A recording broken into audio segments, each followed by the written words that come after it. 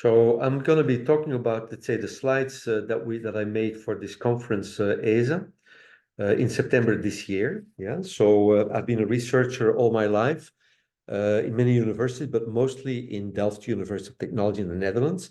Yeah. And now I'm part-time only linked to the University of Ghent. So I spoke about ESA Quantum Technology for Space Conference. It's already the 6th edition that they made, and it was in September this year. So this is very novel research. Yeah, as I said before, we only reason in terms of perfect qubits. Yeah, that we don't want to take all of the problems that the physics people still have to solve. You think, okay, you're talking about quantum for space.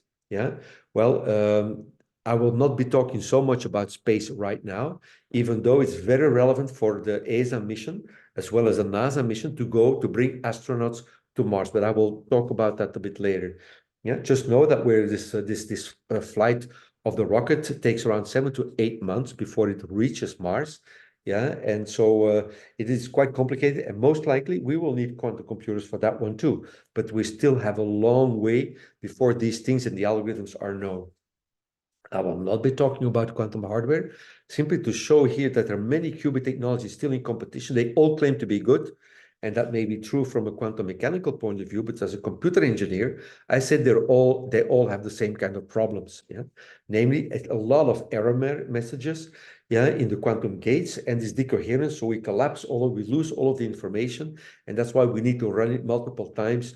Yeah, to get access to one correct result. There's another video on the website Quantum Genome Sequencing. So have a look at that one. I will come back to that also later. Why is it important that we have new kind of end user applications to make new quantum gates, new quantum methods, yeah, and so that we can also see how good any physical device is, quantum physical device, to execute that particular kind of quantum circuits. Yeah, the full stack. Everybody in the world talks about the full stack. Well, my group in Delft, we were the first to define the full stack, the different layers of a quantum computer. Yeah, and that is what everybody in the world still keeps on using it, and that's good. It's not for ego purposes, right? But it's good that people understand there are multiple layers that need to be constructed. So what is essential to see that we can always go to, let's say, physical qubits here, black, yeah, or perfect qubits, yeah. But then that is mostly when we're interested in end user applications. So it's not the number of qubits which is important right now, but the functionally correct evolution of every quantum gate and every quantum circuit that we're making. This is important. Does that mean we cannot use large number of computers? Well, qubits, yes, of course you can. But what is that adding? If you work on, let's say, 20, 30 kind of qubits, or you work on 70, 80, yeah, you only will need much more RAM, or random access memory, of a supercomputer if you do that. So what is that adding? It's not really adding anything, because we're only interested for now in the functional correctness of the quantum circuit. So this is important to understand. Why are we using this Earth observation? Because that means we have around 4,500 satellites around the planet, continuously flying around, taking images. Yeah, with people speak even about 170 terabyte of images per day. So that creates a huge amount of data that needs to be processed. So of course, we need computers, very powerful machines. And this is something that even the space engineers don't really understand yet. Yeah, and so that is why we really need to go into this quantum computing layer. Why? Because the CMOS transistor that we use for making any classical computer chip goes below 1 nanometer, and once we go below 1 nanometer, we enter the quantum mechanical universe. Okay, so that is important to understand. We still have to make a lot of runs of the same kind of algorithm, so that because there's always a probabilistic way of getting results. Yeah, it's not deterministic. Yeah, I will not explain those things right now. Yeah, but let's simply look at an example here. An image on the left, you see that it's taken from Berlin. Yeah, so there are a lot of parks, a lot of green area, and a lot, of course, is where people live.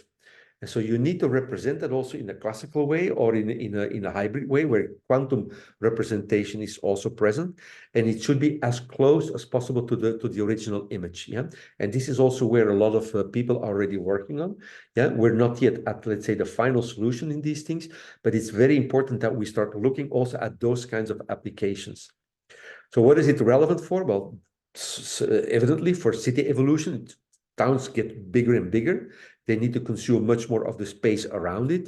Yeah, there may be natural events, flooding, fires in forests and things like that. There may be military use. Well, we know what is happening already in several places on this planet.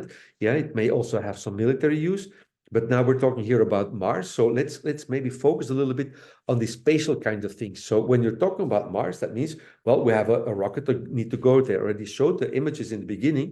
Yeah, it takes 7 to 8 months to reach for a rocket launched on our planet, or let's say on the moon. Yeah, that is where people are looking at now. Yeah, it will still take, let's say, 7 to 8 months to reach Mars. And the goal is indeed to put astronauts for the rest of their lives on Mars. Do they have medical support? No, of course they don't have medical support. Even a message that you send at the speed of light from Mars to our planet takes 20 minutes.